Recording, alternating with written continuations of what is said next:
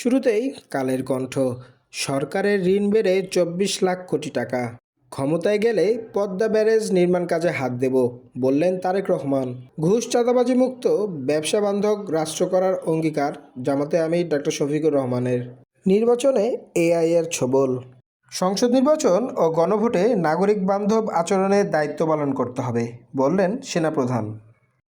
গণভোটে সরকারি চাকুরের হ্যাঁ বা নার পক্ষে প্রচার দণ্ডনীয় অপরাধ, রিটার্নিং অফিসারদের ইসির চিঠি। সংঘাতে উত্তপ্ত হচ্ছে ভোটের মাঠ। বড় চ্যালেঞ্জ, লুণ্ঠিত ও অবৈধ অস্ত্র। টানা 5 দিন বায়ু দূষণের শীর্ষে রাজধানী।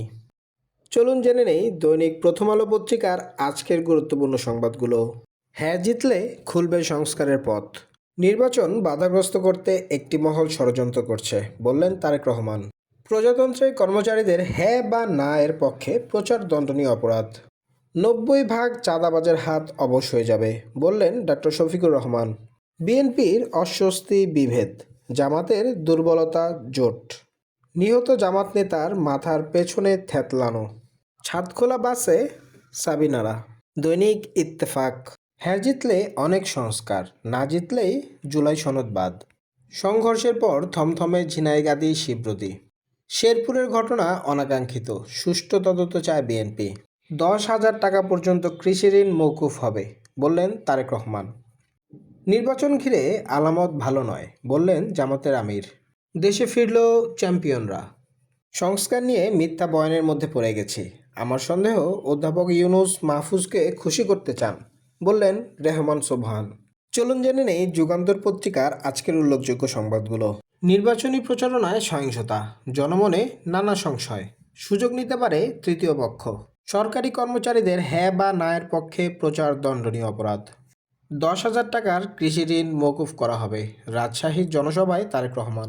রাজনৈতিক দলের প্রতি পক্ষপাতিত্ব সহ্য করা হবে না, আইনশৃঙ্খলা বাহিনীর উদ্দেশ্যে স্বরাষ্ট্র উপদেষ্টা। দুর্নীতি বন্ধ হলে দেশ জাম দিয়ে এগিয়ে যাবে, নির্বাচনী জনসভায় ডক্টর শফিকুর রহমান। একটি দল মামলা বাণিজ্য করছে, বললেন নাহিদ ইসলাম। ঝিনাইগাতীর ইউএনও ও ওসি প্রত্যাহার। চুক্তি ঠেকাতে বন্দরে শ্রমিক ধর্মঘটের ডাক।